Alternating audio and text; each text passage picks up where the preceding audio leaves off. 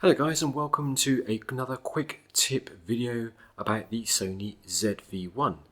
And in this video I'm going to show you how to use the custom white balance feature in the camera, which is pretty cool. So imagine yourself in a situation where you actually have quite crappy lighting. We don't always have nice lighting everywhere. But the actual auto white balance feature of the camera is actually pretty good at determining the white balance to use. So probably 90% of the time when you're out and about, the auto white balance is going to do the job absolutely fine.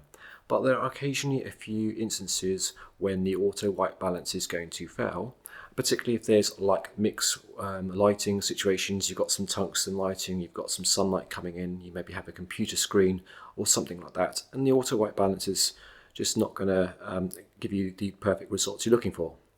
So there is the ability in the Sony ZV-1 to set yourself a custom white balance feature. Something white basically in the conditions that you want to use, so maybe like a piece of white plastic or even your mobile phone, and I'm going to show you how to use that, or even for example a page of a book or a white piece of paper. Alright, let's learn how to use the custom white balance feature.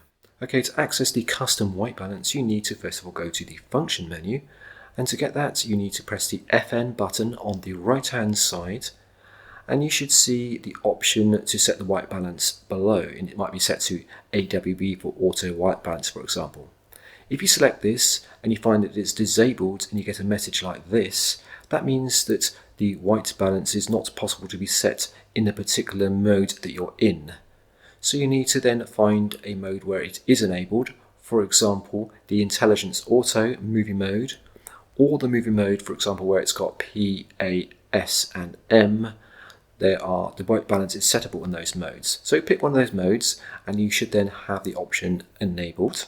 Then select where it says AWB, auto white balance, and then scroll down or move down with the cursor, joystick, all the way down to the bottom where you see the three options C1, C2 and C3, which are the custom white balance. Select one of these and then you should see a screen like this.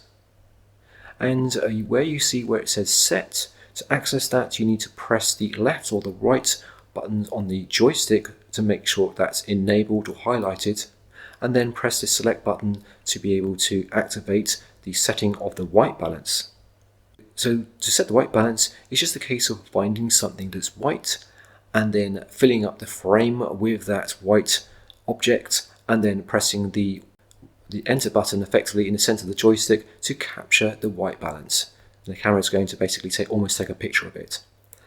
Now I happen to be in a white hotel room at the moment, and all the room is almost entirely white, so it's perfect for being able to set the white balance. I literally just need to point it towards a white wall or white door and I'm good to go.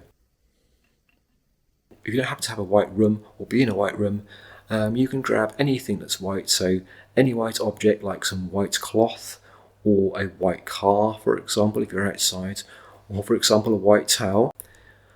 And you can also use a book, like a white page of a book. So anything that's white will do. Just need to make sure you fill the screen and then press the central button to capture the white balance information, and you should see this message here saying that the capture has been successful. And then you're pretty much good to go. Once you select this mode, you are now in the correct, got your white balance set. And it's simple, it really is as easy as that.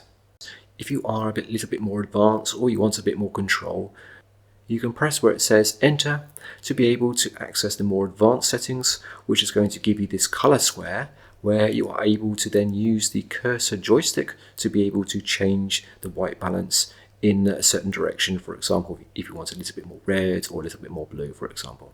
So this gives you a fine control over the white balance setting. Okay guys, and that's it. You now have yourself a custom white balance set, and you've got three custom white balances to use, custom 1, 2 and 3.